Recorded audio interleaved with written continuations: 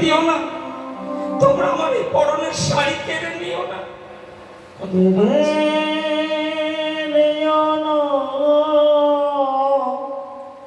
হরি বল হরি বল।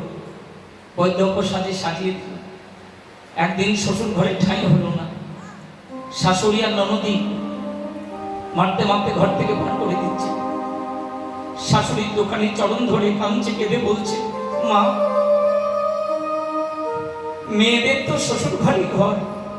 মা, আমি তোমাদের কাছে কোনোদিন কিচ্ছু দাবি করবো না, আমি কোনোদিন কিচ্ছু চাইবো না। আমি তোমাদের ঘরের এক কোণে আমি পড়ে থাকবো, তোমরা আমাকে এইভাবে তাড়িয়ে দিও না।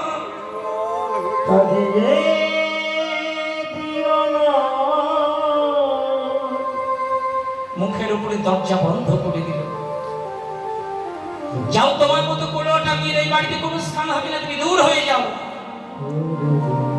দরজা বন্ধ। সারা রাত্রিটুকু কেটে গেল, নিল না ঘরে। শিবাস অঙ্গলে ফিরে আসবে। শিবাস পণ্ডিত বুকের মাঝে জড়িয়ে ধরে বলছে, মারে, মা, সনাতন ধর্মে মেয়েদের একবার বিবাহ হয়। ওরে ওরে, আমি তোকে বিবাহ দিয়েছিলাম, তবে তবে আর আমি কোনোদিন তোর বিবাহ দেব না। আয় আয় মা, তুমি আয়, তুই আমার বুকে আয়। পণ্ডিত বুকের মাঝে জড়িয়ে ধরবে আর বললেন, মা, প্রতিদিন মহাপ্রভু এই অঙ্গন মাঝে হরিনাম সংকীর্তন করতে আসে। আজ থেকে তুই গৌর হরির সেবা কার্য কর। সেই দিন থেকে মন প্রাণ জীবন যৌবন গৌর হরির চরণ তলে নিজেকে সঁপে দিয়েছে, গৌর হরির চরণে সঁপে দিয়েছে। আহা, 4 মাস চলে গেল, 5 মাস গেল, 7 মাসে পড়েছে। একদিন গৌর হরি নারায়ণীকে ডেকে বলছে, নারায়ণী, তুমি যে আমার মন প্রাণ দিয়ে সেবা করে চলেছো, আমি খুব সন্তুষ্ট, কিন্তু তুমি তো আমার কাছে কোনোদিন কিচ্ছু চাইলে না। নারায়ণী চোখের জলে বুক ভাসিয়ে প্রভুর চরণ দুখানি জড়িয়ে ধরে বলছে, প্রভু, এই অভাগীকে, এই দাসীকে তুমি তোমার চরণ সেবা করবার একটু অধিকার দিয়েছ, এতেই আমি সন্তুষ্ট, আর আমি কিছু চাই না প্রভু। মহাপ্রভু মৃদু হাসলেন। চর্বিত তাম্বল মহাপ্রভু নারায়ণীর হাতে দিয়ে চলে গেলেন। চর্বিত তাম্বল দিয়ে চলে গেলেন। হরে কৃষ্ণ, হরি বল হরি বল। স্নান করে মহাপ্রভু সেই প্রসাদ পেলেন, সেই প্রসাদ পেলেন। প্রকারান্তই দেখো দেখো মহাপ্রভুর কৃপা হয়ে গেল। 7 মাসে তো আপনারা 7 দিন, তাই না? 7 ফল দেন। মহাপ্রভু কৃপা হলো, প্রসাদ পেয়ে গেল। 8 মাস গেল, 9 মাস গেল। 8-9 মাসের গর্ভবতীকে দেখলে বোঝা যায়, 8-9 মাসের গর্ভবতীকে দেখলে বোঝা যায় তার সারা নবদ্বীপে তখন একটা ঢিঠি পড়ে গেল। চারিদিকে শুধু ছিছি পড়ে গেল। ব্রাহ্মণ শাসিত সমাজ, ব্রাহ্মণগণ সকলে হরে কৃষ্ণ। আর বিশেষ করে মায়েদের মধ্যে তো আলোচনার কোনো শেষ থাকে না। আগের দিনে সব ঘাটে পথে স্নান করতে যেত, একসঙ্গে 5 জন 10 জন করে মেয়ে, আর আলোচনা হতো। হরি বল হরি বল। কেউ বলছে, ও মা, বৈধব্য রমণীর গর্ভের সন্তান।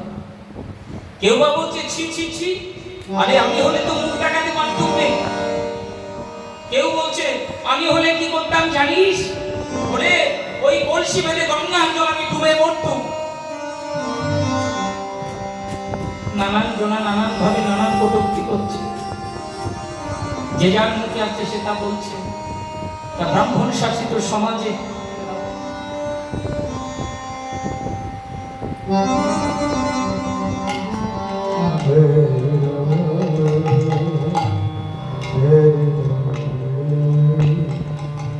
ব্রাহ্মণ শাসিত সমাজ। হরি বল, হরি বল, হরি বল। ব্রাহ্মণগণ সকলে শিবাসন নিয়ে আসলে, পণ্ডিত পণ্ডিত, আরে আমরা জানতাম তোমার অঙ্গনবাড়ি হরিনাম সংকীর্তন হয়, যে এমন কোন কীর্তন হয় তা তোমাদের জানা ছিল না। ব্রাহ্মণগণ ধিক্কার দিতে দিতে চলে যাচ্ছে, ধিক্কার দিতে দিতে চলে যাচ্ছে। অবনত বদনে শিবাস পণ্ডিত আমার দুটি নয়ন ধারায় ভাসছে। আরে প্রভুকে স্মরণ করেছে, প্রভু গো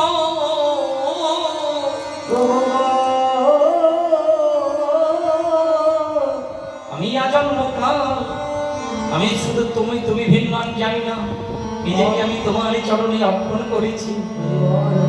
আজ তাহলে আমাকে এটা শুনতে হলো প্রভু। ওদিকে ঘরের মধ্যে নারায়ণী বসে বসে কাঁদছে, নারায়ণী কাঁদছে, আর প্রভুকে ডেকে বলছে, প্রভু তুমি তো সকলেই জানো, কিন্তু প্রভু আমি আর বেঁচে থাকতে চাই না, কেউ আমার মুখের কথা বিশ্বাস করবে না, এখন আমি কি করব তুমি বলে দাও। আমি এই জীবন আমি ত্যাগ করব, তাই গভীর রাত্রে উঠে প্রাণ বিসর্জন করবো বলে নারায়ণী চলে যাচ্ছে। হ্যাঁ, নারায়ণী চলে যাচ্ছে, আর পিছু হইতে কে যেন ডাকছে, মা। কে আমাকে অমন করে মা বলে ডাকলো? না, আমার তো কোনো কথা বলার সন্তান নেই যে সেই সন্তান আমাকে মা বলে ডাকবে। আবার চলেছে। এমন সময় অন্তর হতে বলছে, মা গো আত্মহত্যা করো না, আত্মহত্যা মহাপাপ, তুমি ফিরে যাও মা, ফিরে যাও। তুমি ভেবো না আমি তোমার সমস্ত কলঙ্ক আমি মোচন করে দেবো। ভাবছো কেন? হ্যাঁ, ভেবো না। আমি কেন আসছি, কি করতে আসছি, এর উত্তরটা আমি দেব। তুমি ফিরে যাও মা, ফিরে যাও। আর মরতে পারলেন না। নারায়ণী শিবাস সঙ্গ ফিরে আসলেন। শিবাস পণ্ডিতকে সমস্ত ঘটনা যখন খুলে বললেন, শিবাস পণ্ডিত সেই সকল ব্রাহ্মণগণকে ডাকলেন। সেই সকল ব্রাহ্মণগণ সকল এলো। চলো আজ একটু মজা দেখবো শিবাশঙ্করে কি ঘটে। ওই তোমার নারায়ণীকে ডাকো। এদিকে নারায়ণী ঘরের মধ্যে প্রভুকে স্মরণ করছে, প্রভু মুখং করতি বাচলং পঙ্গং লঙ্ঘয়তি গিরিং যৎ কৃপা তমহং বন্দে পরমানন্দ মাধব, পরমানন্দ মাধব। প্রভু তোমার নামের মহিমায় বাবা যদি পুনরায় কথা বলতে পারে, নামের মহিমায় পঙ্গু যদি পাহাড় অতিক্রম করতে পারে, প্রভু তোমার নামের মহিমায় যদি অন্ধত্ব মোচন হয়, তাহলে দেখাও তুমি তোমার নামের মহিমা। যার চাই তো তোমার যাবে, ভুল যাই তো তোমার যাবে, প্রভু দেখাও তুমি তোমার নামের মহিমা। এদিকে ব্রাহ্মণগণ বলছে, যাও ডাকো তোমার নারায়ণীকে ডেকে নিয়ে এসো। এবার নারায়ণীকে ডেকে নিয়ে আসলো। নারায়ণীকে ব্রাহ্মণগণ জিজ্ঞাসা করছে, নারায়ণী তোমার গর্ভে যে সন্তান রয়েছে, ওই সন্তানের পিতৃ পরিচয় তুমি বলো। নারায়ণী আমার হাত জোর করে ব্রাহ্মণগণের প্রতি লক্ষ্য করে বলে উঠলে, আপনারা আমার মুখের কথা তো কেউ বিশ্বাস করবেন না, তাই আমার গর্ভে যে আছে আপনারা তাকেই জিজ্ঞাসা করুন। এমন সময় আকাশবাণী হলো, যেটা দৈববাণী। তোমরা জানতে চাচ্ছ এই জাগতিক জগতের পিতা কে? জাগতিক জগতের পিতা হলো বৈকুণ্ঠ দাস। আর পরজগতের পিতাকে জানো? তাহলে জেনে নাও, বলে শ্রী চৈতন্য পিতা মোর নিত্যানন্দ গুরু।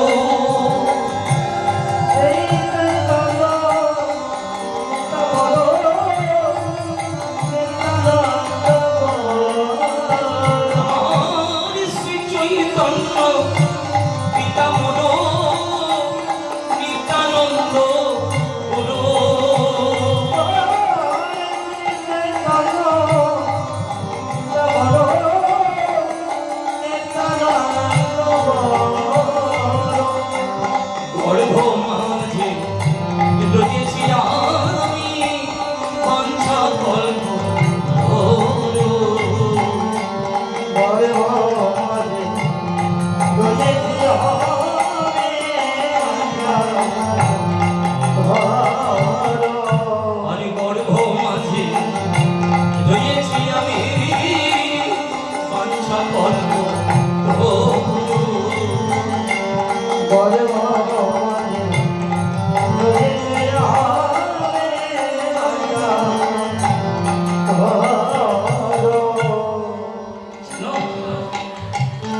গর্ভ মাঝে রয়েছি আমি বাঞ্ছা কল্পতরু। আমি কেন জন্ম নিতে চলেছি জানো? চৈতন্য ভাগবতামৃত রচনা করব বলে। আর আমার নাম হবে বৃন্দাবন দাস। নাম হবে বৃন্দাবন দাস। হ্যাঁ, এই জন্যই আমি এসেছি ধরাধামে। হরে কৃষ্ণ হরি বল। সকল ব্রাহ্মণগণ চমকে সকলে ধন্য ধন্য করে উঠলেন। কেননা যে মায়ের গর্ভে এমন গৌর ভক্তের জন্ম হয়, সেই মাতৃ জন্ম তো সার্থক। হ্যাঁ, সেই মাতৃ জন্ম সার্থক। ধন্য নারায়ণী, তুমি ধন্য। জয় জয় নবদ্বীপ মা।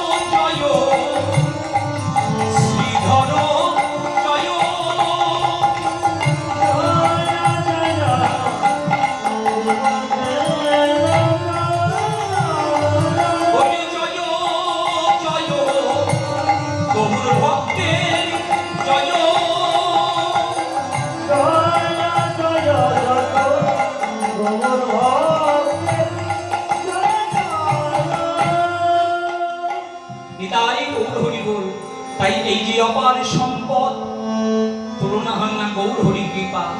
তাই মহাপ্রভু বললেন, আমার গৌরাঙ্গের দুটি পদ বলি জানি ধন সম্পদ।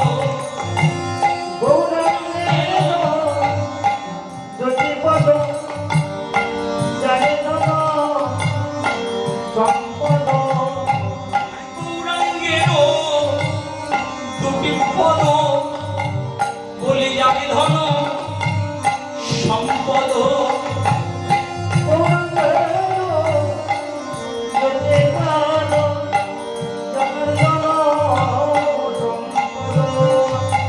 সে জানে পতি রস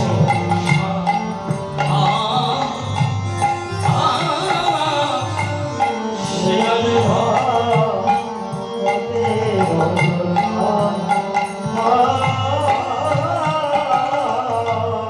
সেখানে ভক্তি রস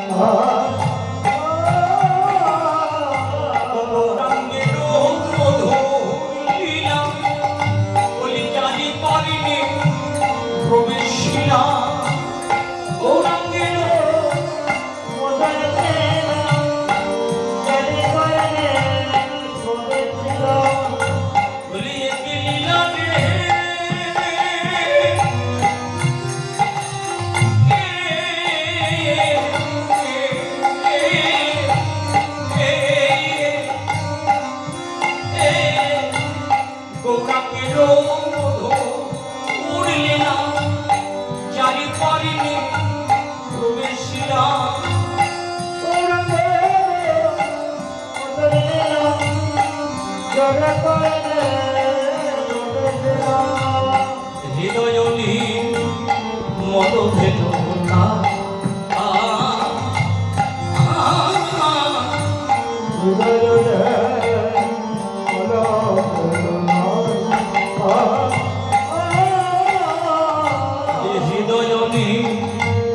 মন ভেদনা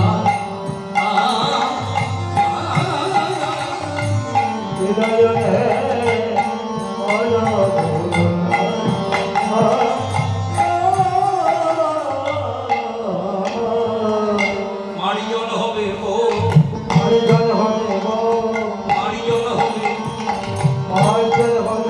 নিশ্চিন্ত দর্পণ মারিজন হবে নিশ্চিন্ত দর্পণ মারিজন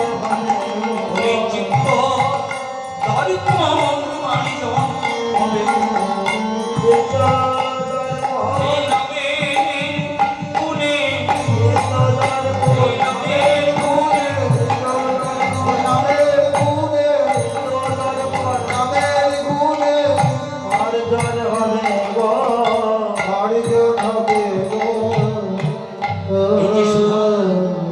এই যে সুধামাকা হরিনাম কমিটির দাদারা আমার ভিক্ষা করে করে দাঁড়ে দাঁড়ে থেকে নিয়ে এসে একটু একটু করেই যে মহা ভক্ত সমাবেশ ঘটিয়েছে, যে সাধুগুরু বৈষ্ণবের যে একটা হাট বসিয়েছে, হ্যাঁ, এইখান থেকে শুধু জায়গার মঙ্গল তা নয়, এই ধনী মাইকে তারা যত দূরে যাবে পড়া প্রকৃতি তত সব শরীর মন হয়ে যাবে। আমার কথা নাই গো, হ্যাঁ, নরোত্তম দাস ঠাকুর মশাইয়ের কথা।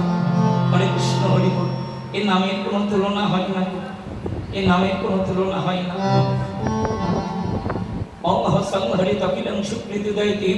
সকল লোকশক্তি মিলে জলদিন জয়তি জগৎ মঙ্গল হরির নাম।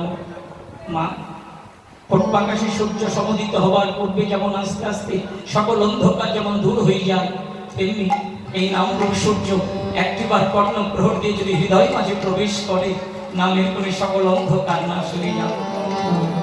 হরে কৃষ্ণ হরি বল হরি বল। সমস্ত আর এই বাইরের দাগ, বাইরের ময়লা মাটি পড়লে পরে সাবান সোডা দিয়ে কাচলে উঠে চলে যায়, আর সে ময়লা দেখাও যায়, তখন তাড়াতাড়ি করে সাব সোডা দিয়ে আমরা উঠিয়ে দিই। কিন্তু মনের ময়লা, সে ময়লা তো দেখা যায় না, আর এই সাবান সোডা দিয়ে কাচলেও সে ময়লা যাবে না। তাহলে উপায় মহাপ্রভু 8টি প্রসূত শ্লোক লিখেছিলেন, তার মধ্যে কথা বললেন চেতোদর্পণং মজ্জনং ভব মহাদেবাত্মে বিদ্যাপন সে গহিরব চন্দ্রিকা বিতরণং বিদ্যাবোধ জীবনং আনন্দাং বুদ্ধিবর্ধনং বুদ্ধিবদ পুণ্যং হৃদয়াস্বাদনং সর্বাত্মনং স্বপনং বিজয়তে শ্রীকৃষ্ণ সংকীর্তনং একমাত্র হরি নাম সংকীর্তনই দ্বারাই পরিমার্জিত করবার সম্ভব। তাই হে জগবাসী, আর কিছু হয় না হয় তোমরা আমার সঙ্গে একবার বলে বদল করে হরি বল, বদল বদল হরি বল, বদল হরি হরি বল, বদল বদল হরি বল, প্রেমানন্দে বাহু বদল হরি হরি বল,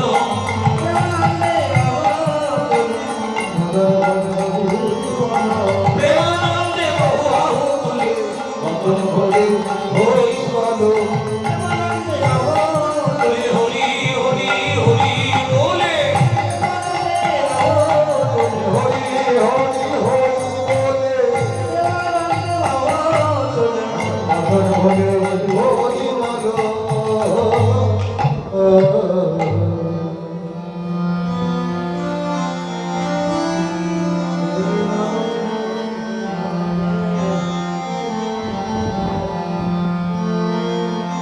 সমস্ত ভক্তমণ্ডলীর কাছে করজোড়ে প্রার্থনা, আপনাদের সকলের জন্য প্রসাদের ব্যবস্থা আছে।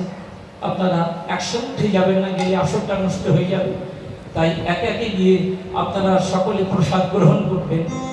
আমাদের কমিটির তরফ থেকে আপনাদের কাছে নিবেদন, সমস্ত ভক্তমণ্ডলীকে জানাচ্ছি যে আপনাদের জন্য প্রসাদের ব্যবস্থা আছে।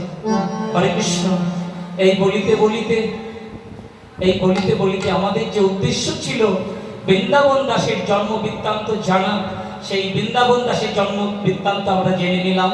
কিভাবে বৃন্দাবন দাসের জন্ম হয়েছিল, চৈতন্য ভাগবত রচনা তিনি করেছিলেন।